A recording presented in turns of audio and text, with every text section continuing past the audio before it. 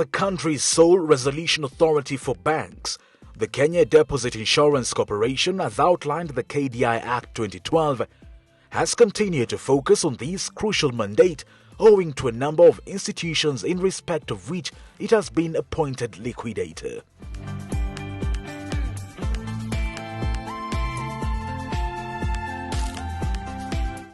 Towards this end, KDIC has had positive gains in line with its mandate of prompt resolution of problem banks aimed at enhancing public confidence in Kenya's financial system. One such success story of KDIC is Chase Bank Ltd, now in liquidation. Chase Bank never went into liquidation 100%, 75% was carved out. And Imperial 2 part of it is being carved out.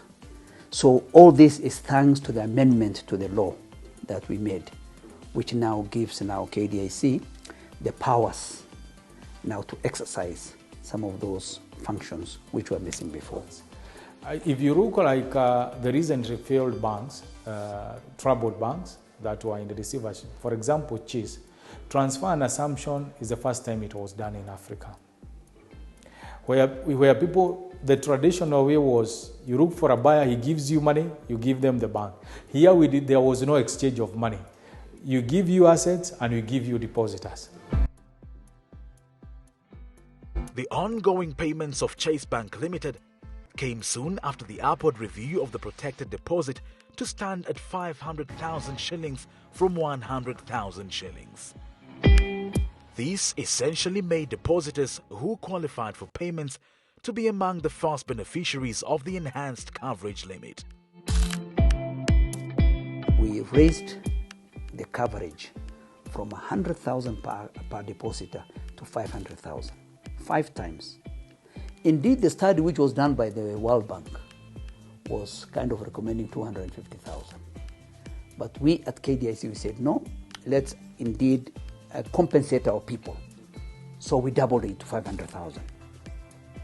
However, at 500,000, we are covering 99% of the deposit accounts. And the first beneficiaries of the 500,000 was Chase Bank, the residue bank of Chase Bank, which was put in liquidation, as far as liquidation is concerned. A successful claim by a depositor is dependent on one fulfilling the requisite requirements that are clearly spelled out in the Corporation Citizen Service Delivery Charter, as well as claim forms availed to customers through KDIC's media channels. We promised Kenyans within 30 days we shall commence payment, and we did that. Payment is ongoing, and we have promised Kenyans once you bring in your claim, you file in your claim with all the necessary documents. Max 48 hours you should have your money. Yes, and we have achieved that. So people are working around the clock to make sure that the only challenge people have is maybe in their documentation, because there is a list of documentation, and indeed the claim forms actually are accessible from our website, and we have also managed to also connect all the other branches in the country.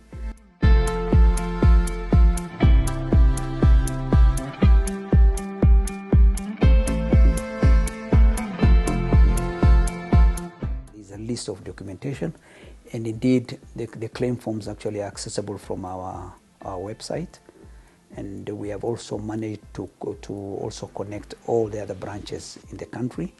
So people are filing in Mombasa, people are filing in Nakuru, and thanks to Central Bank, because we are using the Central Bank, the branch network, to be receiving those claim forms.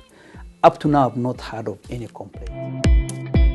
But even as the corporation continues to discharge its mandate in safeguarding the Kenyan depositor, the area of resolution remains a key focus, as explained by David Irongo. When you look at the resolution process, before you come into play, you have to be appointed by Central Bank of Kenya. It is the appointing authority. So if a financial institution that is licensed and regulated by Central Bank experiences a financial distress, central bank can try to intervene as what we call a radar of last resort.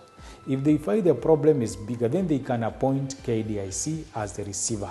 So for us to enter into the resolution space or the resolution process, we have to be appointed by central bank.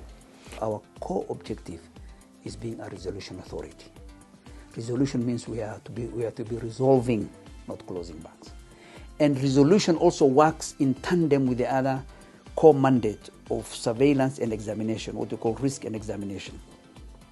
Because risk and examination, those are the doctors who will tell us that the patient, who will actually treat the patient before it comes to resolution.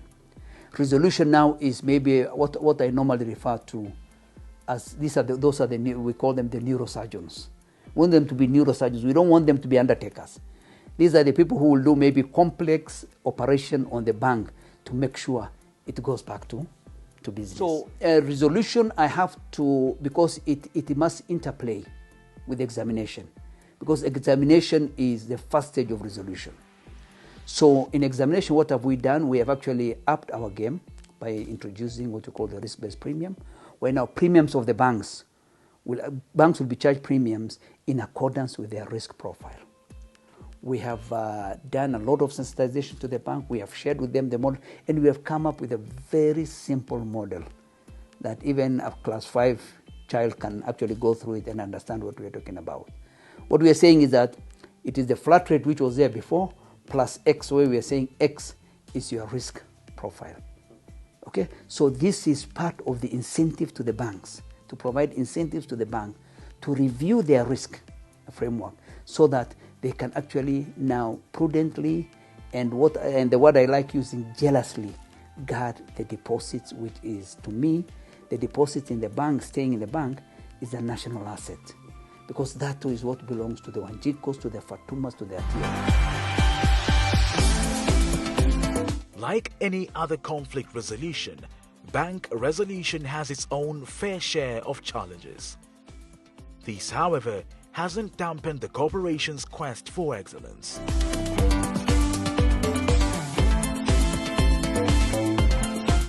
One of the things you realize that institutions fail mainly because of poor corporate governance, mainly also because of poor lending practices, and sometimes just high risk appetite, where someone lends in very risky areas.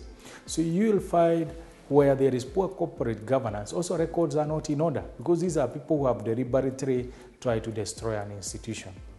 So during the liquidation, that is one of the challenges you have really to deal with and overcome. We face a lot of court cases. In Kenya, court cases can drag. And what is usually the challenge? Someone who is not interested in paying, when you attempt to realize their property or you take them to court, they will go to court and oppose.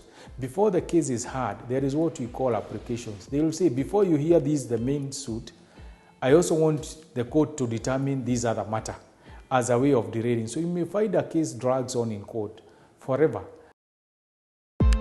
The experience gained from the resolution of these institutions has provided vital lessons for KDIC, and depositors can only be optimistic for a quick turnaround going forward.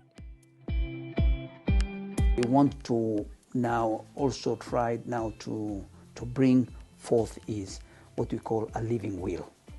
We want banks to give living wills, that in the unlikely event of a closure, these are my assets and these are my liabilities. And engaged our courts and try to make them aware of whom we are, what is our role. We are not dealing with normal banks. We are dealing with banks that failed, and sometimes the courts will listen to us and, in the interest of justice, make an objective judgment. We have had cases where we are successful, others we are unsuccessful, but that is another big challenge. And we are at an advanced stage now. The data warehouse will be with us soon. And that is where now we'll now be getting all data from the banks, because the law provides for that. The banks are supposed to supply us with data.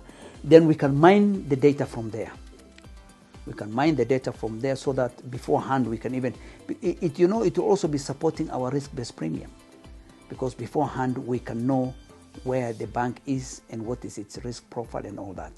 And I think that is one of the most important, to me, infrastructural development KDIC will do, to prepare it for this long journey of effective and efficient resolution strategy. As KDIC continues to address emerging challenges, the corporation's CEO envisions an industry with zero bank failure. We want the public to identify with the deposit insurance, to appreciate the role of the deposit insurance. The other challenge, which actually we are also addressing now, is about data, and with our EDW, what we call the electronic data warehouse. I think that will be a challenge. You see, for us, we are looking at some of the what you call challenges as opportunities. KDIC is going to try as much as possible not to have any bank closed in this country. And indeed, we have come up with a course. You know, we as human beings, we must have a course that we pursue, and the course is zero bank failures in Kenya. That in the unlikely event of a problem bank, once people see the KDIC sticker there, they know our money and our bank is safe. That is the level we want to reach with our people. As such, an enhanced collaboration of KDIC and other safety net players will be a magic bullet, just like other established jurisdictions.